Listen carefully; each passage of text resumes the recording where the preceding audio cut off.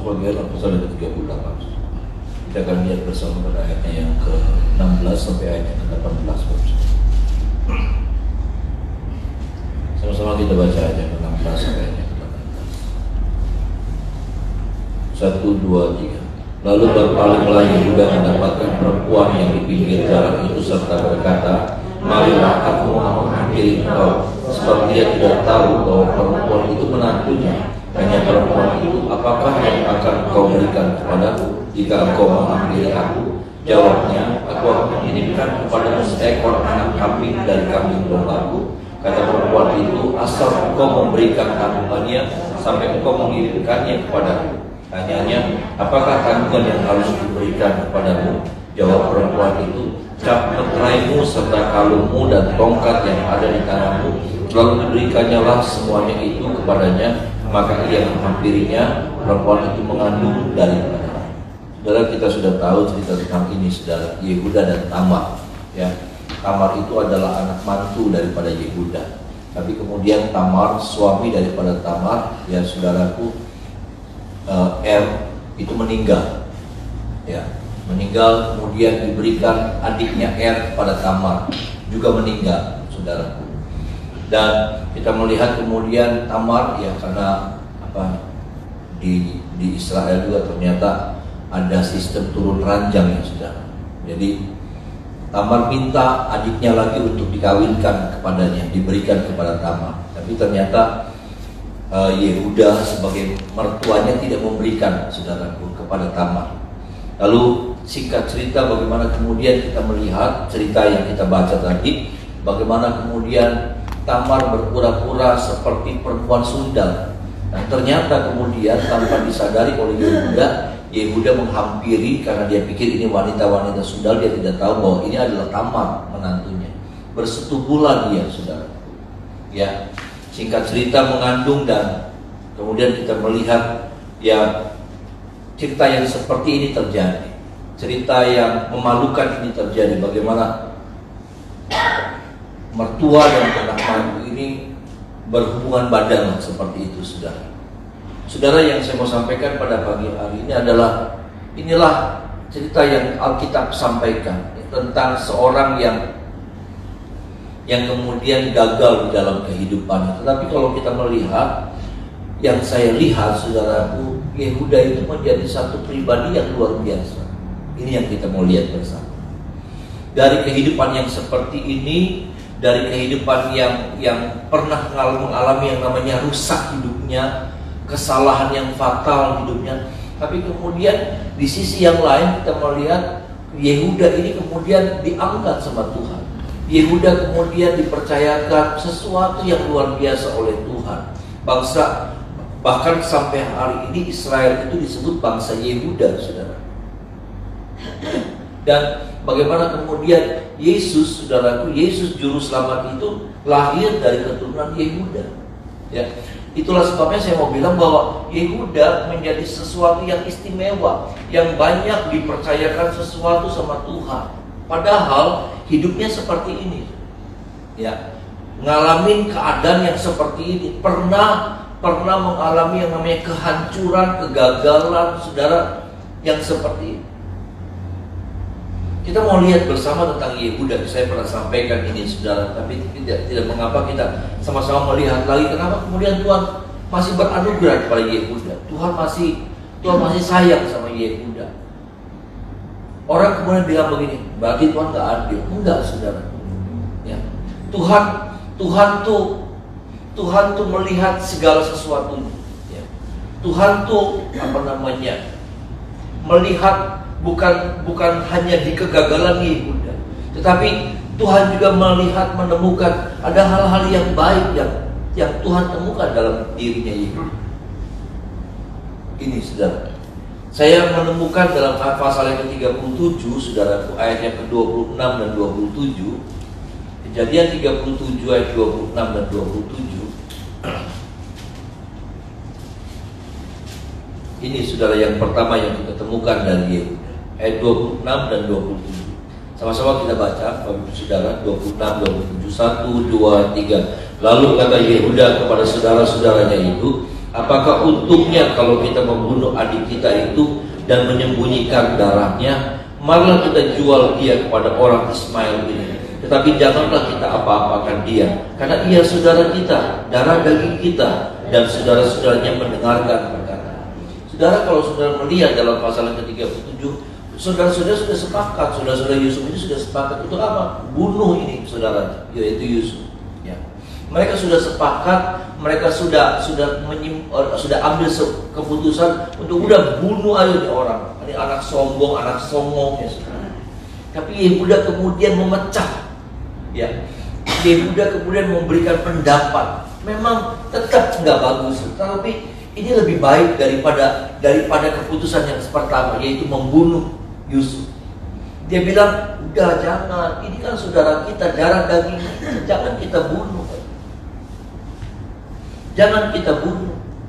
Jual aja orang jadi budak ini anak. Ini Yehuda. Yehuda yang saya lihat dia nggak suka ikut arus. Ada amin saudara. Kadang-kala kita mudah ikut arus. Kadang-kala kita mudah ikut sama yang namanya mayoritas, suara mayoritas. Kadang-kala kita nggak punya prinsip dalam hidup ini. Kalau orang bilang A, kita ikut A. Orang bilang B, kita ikut B. Sampai pada akhirnya prinsip kebenaran itu juga kita korbankan. Kenapa? Karena nggak enakan. Karena kita sudah ikut arus, kita ikut yang namanya suara mayoritas. Sampai kita tahu itu kebenaran, kita tahu bahwa itu salah, tapi kita tabrak juga. Kenapa? Karena sudah nggak enak. Yehuda yang saya temukan, saya lihat ada kelemahannya. Kita melihat pasal 38 ada kelemahannya. Dia hampiri menantunya, anak mantu. Tapi sisi yang lain saya melihat bukan tanpa alasan Tuhan mengangkat Yehuda. Tuhan mempercayakan Yehuda. Tuhan memberikan sesuatu yang khusus kepada Yehuda dan keturunan. Karena yang saya temukan hal yang pertama, saudara, ini baru yang pertama. Yehuda punya prinsip. Yehuda tahu apa yang benar, apa yang salah. Dia tahu bahwa membunuh, apalagi membunuh darah daging saudaranya itu sesuatu yang salah. Apapun alasannya, kecewakah, dirugikankah atau apapun. Dia bilang lebih baik kita jual aja udah. Ya. Malah kita jual dia kepada orang Ismail ini. Tapi janganlah kita apa-apakan dia, karena ia saudara kita, darah daging kita, dan saudara-saudaranya mendengarkan perkataan. Kalau waktu itu saudara, kalau waktu itu Yehuda gak berani saudara. Kalau waktu itu Yehuda diem. Berapa banyak kali kita saudara, kita mungkin gak ngomong, tapi kita diem. Kita gak setuju, tapi kita diem. Yehuda enggak. Yehuda ngomong. Ya, Yehuda berusaha untuk mempengaruhi orang-orang saudara-saudaranya supaya digagalkan rencana saudara-saudaranya untuk membunuh Yusuf. Kalau waktu itu Yehuda diam, dia nggak setuju tapi dia diam, mati Yusuf, dibunuh.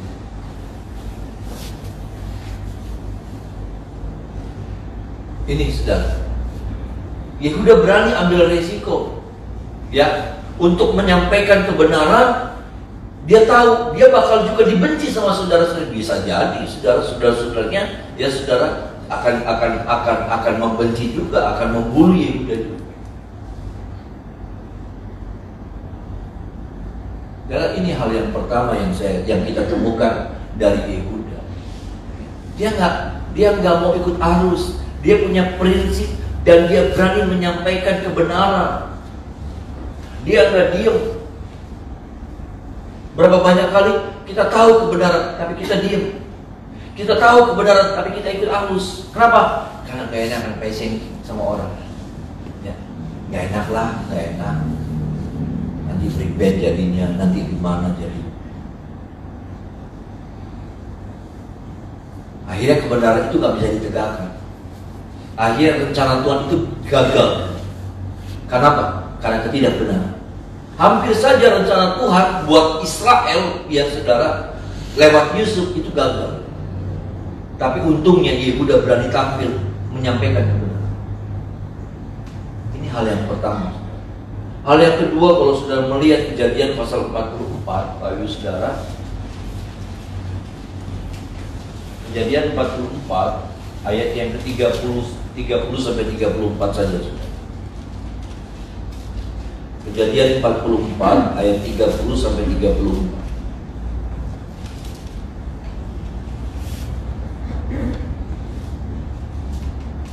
Sama-sama kita baca ayat-ayat ini sudah, ayat 30 sampai 30.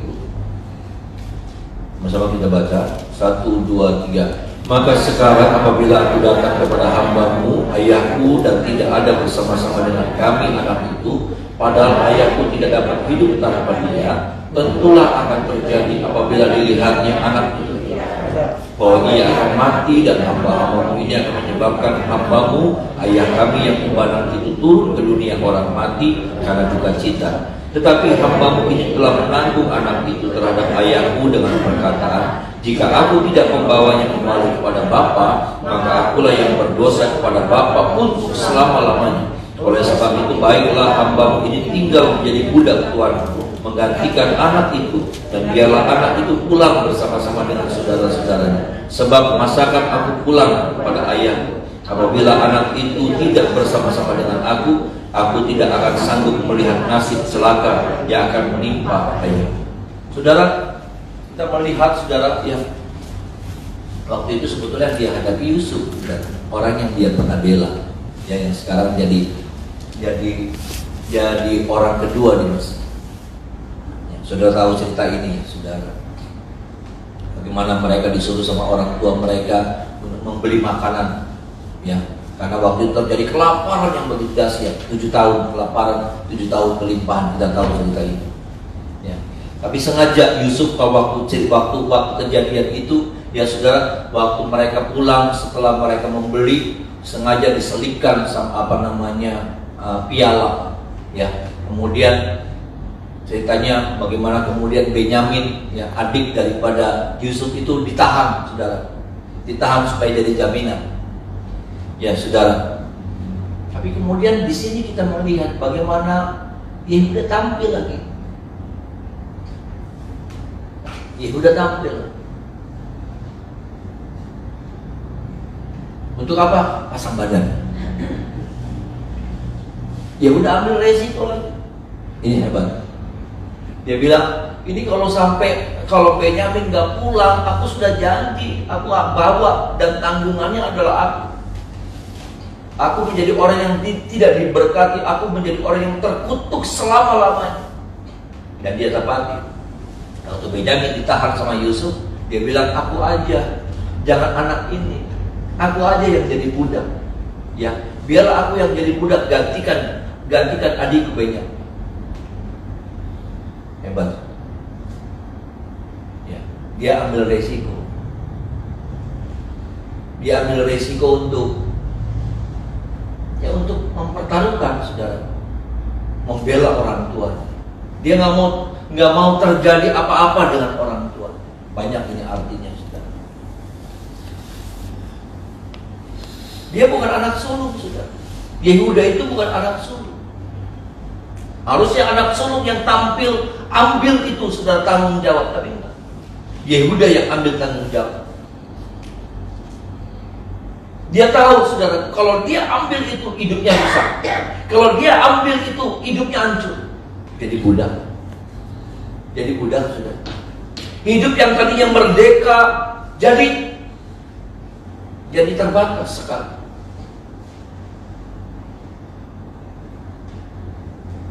Tapi dia sudah janji.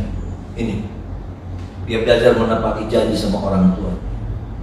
Dia belajar mengutamakan orang tuanya. Dia nggak mau terjadi apa-apa dengan orang tuanya. Banyak ini arti. Dia berani ambil resiko. Dia tahu kalau sampai Benyamin nggak pulang, betul sih dia nggak diberkati. Tapi papanya mati. Dia akan berduka cita sekali, sedih sekali. Jadi dia bilang, udah, saya aja yang jadi budak. Udah di pasal yang ke-38 dia gagal. Dia bersetubuh dengan pelacur, dan ternyata pelacurnya adalah anak mantunya sendiri. Tapi bagian-bagian lain, nah ini yang saya mau katakan. Allah pasti menemukan dalam diri saya dan saudara kekurangan-kekurangan kita. Ada amin, saudara. Karena di hadapan Tuhan kita ini telanjang, nggak ada yang bisa ditutupi.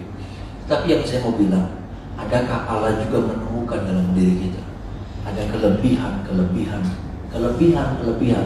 yang Allah jumpai dalam hidup saya?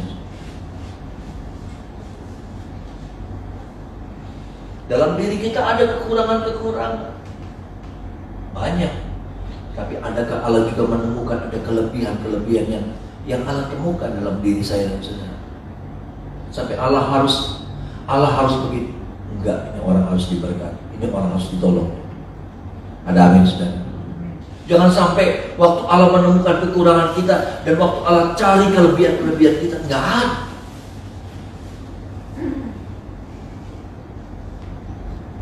Ibadahnya asal-asalan, korbannya asal-asalan, hatinya kotor, malesnya udzubillah. Semuanya nggak ada yang bagus. Maaf, saudara. Ibadah pakarepnya. Itu kan sudah tiap pagi, ya, sudah belajar mengutamakan Tuhan, ibadah minggu.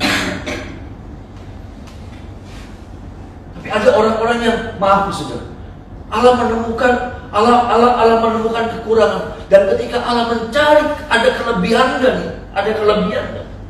Allah nggak nemukan.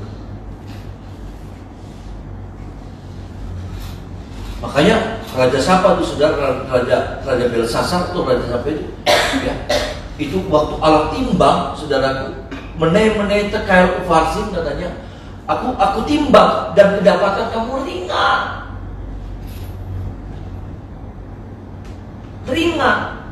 Kehidupan kita tuh begitu, saudara. Kita tuh ditimbang, ya saudara, mana yang lebih berat? Kejahatan, karena kita punya kejahatan pasti, saudara. Kata-kata kita kadang-kala pas lagi kita lagi lupa diri, lagi marah, wah kata-katanya kotor, kata-katanya jahat, pikirannya kotor, pikirannya jahat, hatinya kotor, hatinya jahat. Kadang-kala kita harus akui. Tapi adakah ketika Tuhan kemudian timbang kehidupan kita? Ya, artinya apa? Allah cari itu yang baik, Allah cari itu yang tidak baik, kemudian ditimbang. Mana yang lebih berat?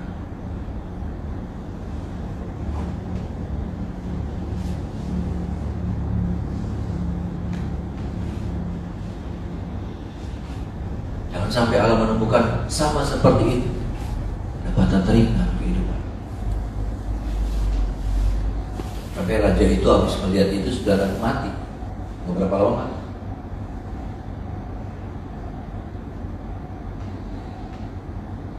Nggak berhenti sampai di situ loh saudara. Kalau saudara melihat ya saudara tentang Yehuda, Yosua pasal 19.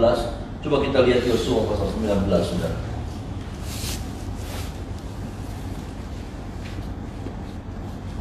Yosua pasal yang ke-19.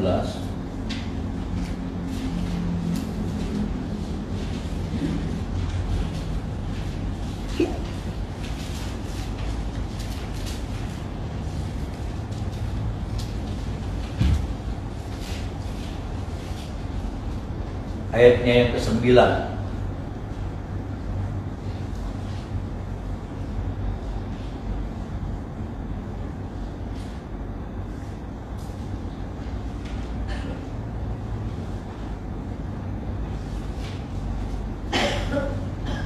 Ayatnya yang ke-9.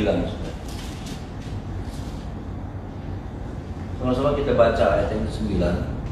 1, 2, 3. Milik pusaka Bani Simeon diambil dari Bani Bagi.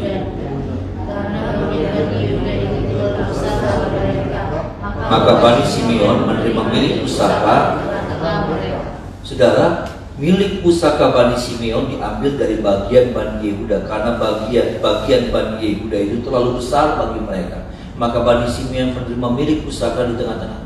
Sudah tahu nggak? waktu pembagian tanah, orang Israel 12 suku ini masuk ke tanah Kanaan. Terjadilah lalu kemudian sama Yosua sudah dibagi tanah-tanah ini, dibagi tanah-tanah. Yehuda dapat bagian yang besar, tapi kemudian Simeon belum dapat bagian. Suku Simeon, saudara, ya, suku Simeon belum dapat bagian. Akhirnya apa?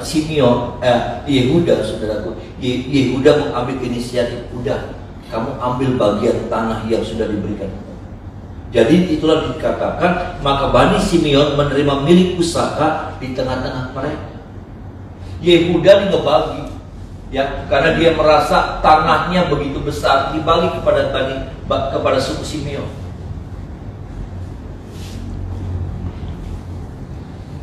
Yehuda tuh gak rakus. Masalahnya gini loh, saudara, kita tuh gak pernah cukup, ya kan? Maaf nih, saudara, kita tuh gak pernah cukup. So kita mau ngomong apa, kita punya uang berapa, kita bilang cukup. Kita tuh gak pernah kenal yang namanya kata cukup. Kita tuh gak pernah kenal yang namanya kata puas. Kita tuh gak pernah ketemu sama plafon kata cukup tuh, hampir-hampir gitu. Kayaknya kurang, terus kurang, terus kurang. Yehuda itu bangsa yang besar. Yehuda itu suku yang besar, yang penduduknya juga besar. Dia akan bilang begini, aduh, tapi nanti kan ke depannya gimana? Iya kan, saudara? Sekarang masih cukup, tapi ke depannya mereka akan beranak cucu. Mereka akan kawin dan mengawinkan dan punya anak, anaknya lagi punya anak lagi. Itu akan berkembang secara luar biasa. Dan orang Israel itu kalau punya anak banyak, sudah. Ya. Dan tanah itu akan dibagi lagi dan akhirnya nggak cukup. Nggak ada kata cukup harusnya, tapi buat Yehuda enggak. Udah nih, Simeon ambil bagian kami. Mereka berikan kepada Bani Simeon, pada suku Simeon. Ini sudah, inilah Yehuda. Inilah kelebihan-kelebihan Yehuda. Kekurangannya ada, tapi kelebihan-kelebihannya banyak. Dan kalau saudara lihat pasal yang ke-38, Bapak Saudara, ya, pasal yang ke-38, ketika kemudian 3 bulan, saudara, ternyata Tamar, ya, kita kembali ke pasal 38, saudara, ya, Yehuda dan Tamar. Ketika kemudian orang bilang, orang ribut, karena ternyata menantunya Yehuda, Tamar itu mengandung. Orang tahu ternyata perutnya besar, ya, tapi nggak punya suami, gitu. Dan orang sudah bilang begini, udah berarti kita bunuh dia, ya. Kita lempari dia dengan batu, hukum mati, saudara, hukum rajam, ya, saudara. Kemudian apa yang terjadi? Mereka lapor karena pimpinannya adalah Yehuda, saudara. Ketua klannya kan Yehuda, jadi dia lapor. Memang wanita ini, Tamar ini pegang, karena itu jaminannya itu, saudara, tongkat, ada apa lagi beberapa ya, saudara. Dia tunjukin. Ini orang yang menghamili aku nih ini. Tapi hebat, saudara. Dia bilang, Yehuda bilang begini.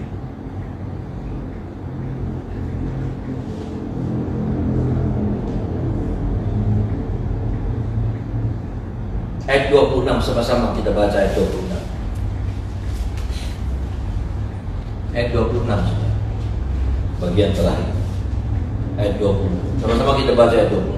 1, 2, 3. Yehuda memeriksa barang-barang itu lalu berkata, bukan aku, tetapi perempuan itulah yang benar, karena memang aku tidak memberikan dia kepada Sela anakku, dan ia tidak bersetubuh lagi dengan perempuan. Waktu diadilin perempuan ini, saudara, dan perempuan ini punya bukti, orang nonton.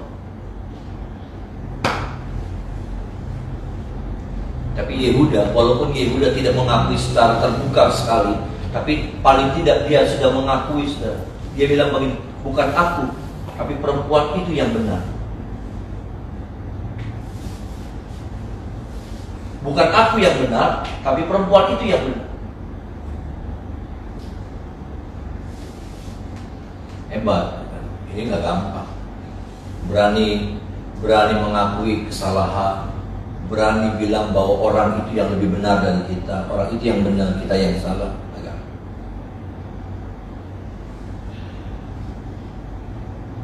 kita habis-habisan mempertaruhkan apapun juga untuk bilang bahwa saya yang benar. Ketika pun kita tahu kita salah. Tapi Yehuda, Bapak Ibu Saudara, ini hebat. Ya, pada waktu ditonton sama banyak orang, itu kan satu itu saudaraku, itu kan bukan sembunyi-sembunyi, tapi satu suku itu melihat. Nah, ternyata orang juga tahu tongkat ini tongkatnya siapa gitu. Ya saudara, orang kan tahu. Kayak saya bawa tas kayak gini, orang sudah tahu tasnya siapa. Iya kan saudara? Sendal, saudara tahu sendal seperti apa gitu. Orang juga tahu tongkatnya siapa, ini tongkat yang dipegang sama Tamar. Ya, kalungnya siapa yang lagi dipegang sama Tamar. Orang tahu sudah. Dia bisa saja. Yehuda waktu itu, saudaraku, Yehuda waktu itu ketua klan, ketua geng, ketua apa? Ketua suku. Dia bisa bilang begini. Habisnya. Iya. Habisnya. Untuk jaga kehormatan. Dia bisa perintahin anak buahnya. Habisnya. Bunuh. Itu juga bukan anak, itu cuma mantu. Ini cuma abdi saudara. Ya. Habisnya.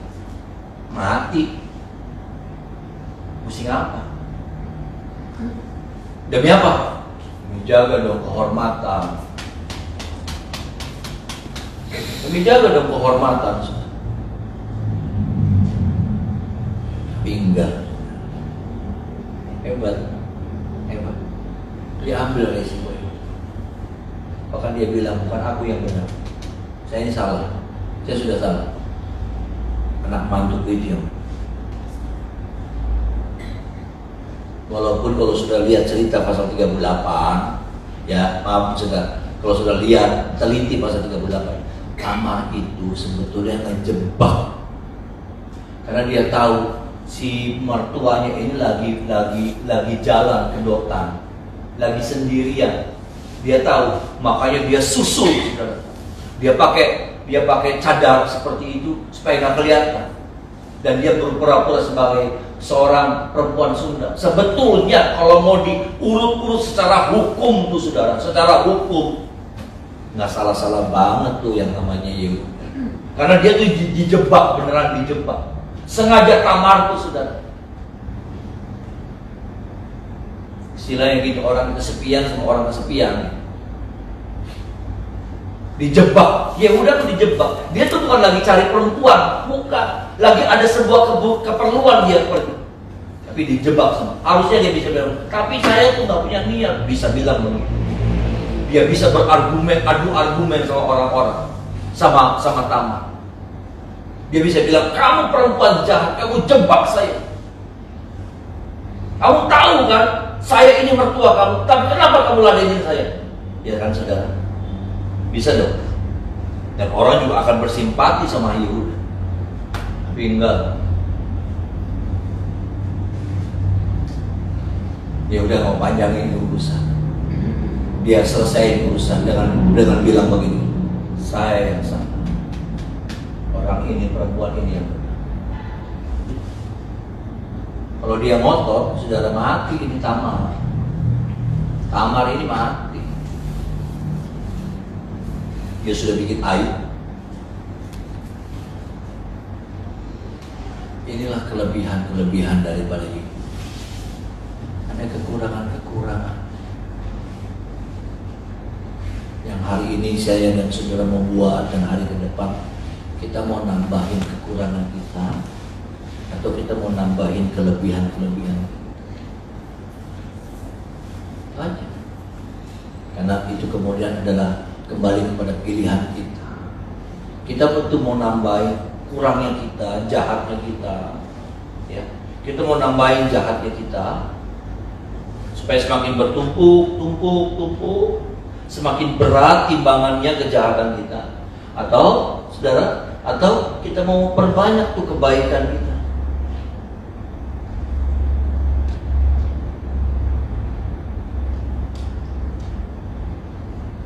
Supaya kebaikan kita itu lebih berat daripada kejahatan, kekurangan itu.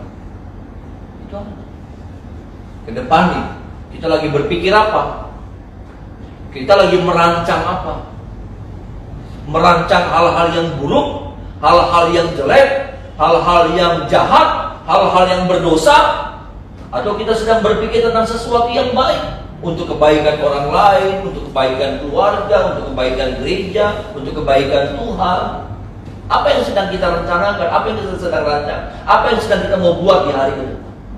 Yang jahat-jahat atau yang baik-baik? Biarlah yang kita akan kerjakan ke depan adalah kebaikan. Ada amin, saudara? Amin. Supaya yang jahat itu, kita punya kejahatan. Kejahatan itu jadi ringan. Tapi kalau kebaikan itu sedikit, kejahatan yang cuma segini jadi berat.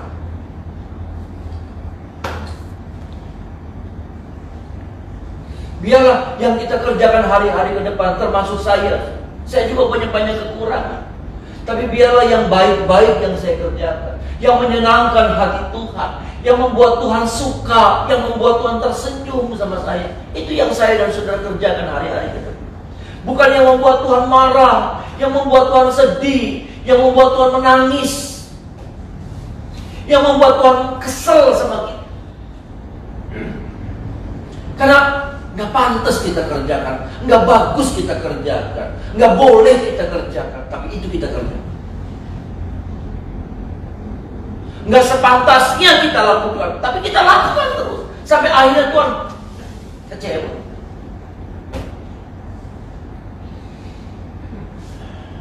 Tuhan tolong kita,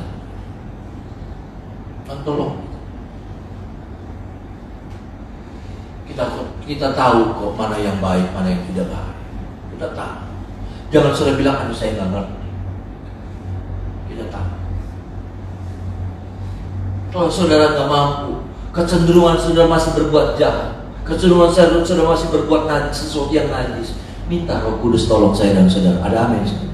Supaya dikendalikan hati kita, supaya dikendalikan kehidupan kita. Kalau hati kita selalu kotor, jahat, iri, benci, saudara, ya selalu pengen ada orang, apalagi ada orang yang kita benci, kita pengen hasrat kita pengen lihat orang itu hancur, harusnya itu hancur. Kita minta sama Tuhan, Tuhan pasti tolong kita. Ada amin, saudara? Tuhan pasti akan memulihkan kita. Karena itu sesuatu yang nggak baik. Itu akan memperberat timbangan kejahatan saudara dan saya.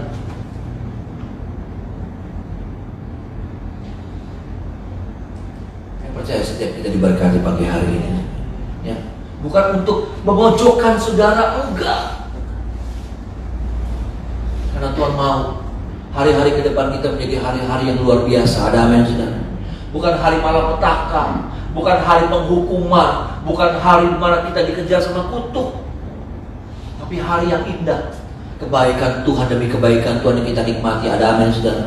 Berkat bukan kutuk yang Itulah sebabnya kenapa firman indahkan supaya apa? Supaya kita tidak semakin menambah yang namanya kejahatan, timbangan kejahatan. Tapi yang kita tambah hari-hari ke depan, timbangan kebaikan kita.